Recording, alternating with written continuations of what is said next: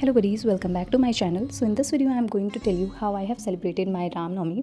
मेरे यहाँ रामनवमी बहुत अच्छे से सेलिब्रेट होती है, इसलिए मैं अपने घर चली गई थी। सुबह बेहतरीन मैं अपनी चाय लेके बाहर का व्यू एंजॉय कर रही थी, क्योंकि मुझे पता था शाम को बहुत ज़्यादा काम है।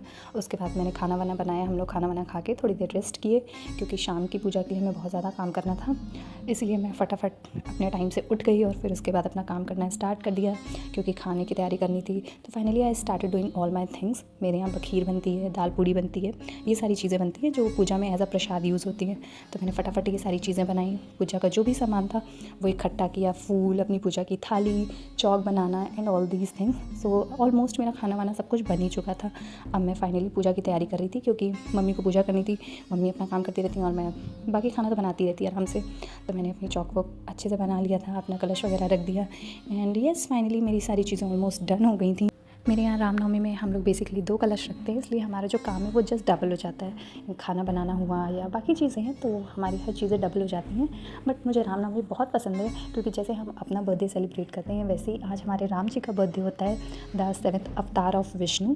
तो इसलिए हमें उनका बर्थडे भी बहुत अच्छे से सेलिब्रेट करना चाहिए। जैसे हम अपनी चीज़ों के लिए बहुत एक्साइटेड रहते हैं, सेम हमें उनके लिए भी करना चाहिए। और वैसे भी भगवान तो हमसे ऐसा कुछ डिमांड नहीं करते हैं, बिना मांगे हमें इतनी चीज़ें देते हैं।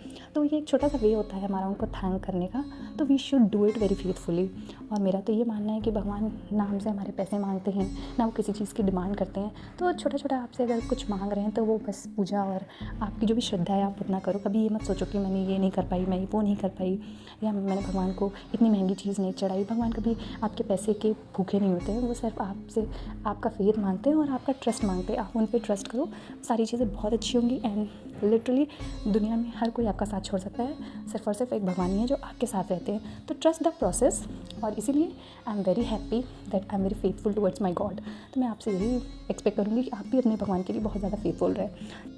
मेरा ऑलमोस्ट ज़्यादा से ज़्यादा काम हो चुका था, बस छोटी छोटी चीज़ें रह गई थी करने को, जैसे कि गौरी गणेश बनाना, दिया जलाना, ये सारी चीज़ें मैंने कर दी थी ऑलमोस्ट, ताकि मेरी मम्मी को ऐसा कोई भी प्रॉब्लम ना हो पूजा करने में। वो फटाफट आराम से अपनी पूजा करें।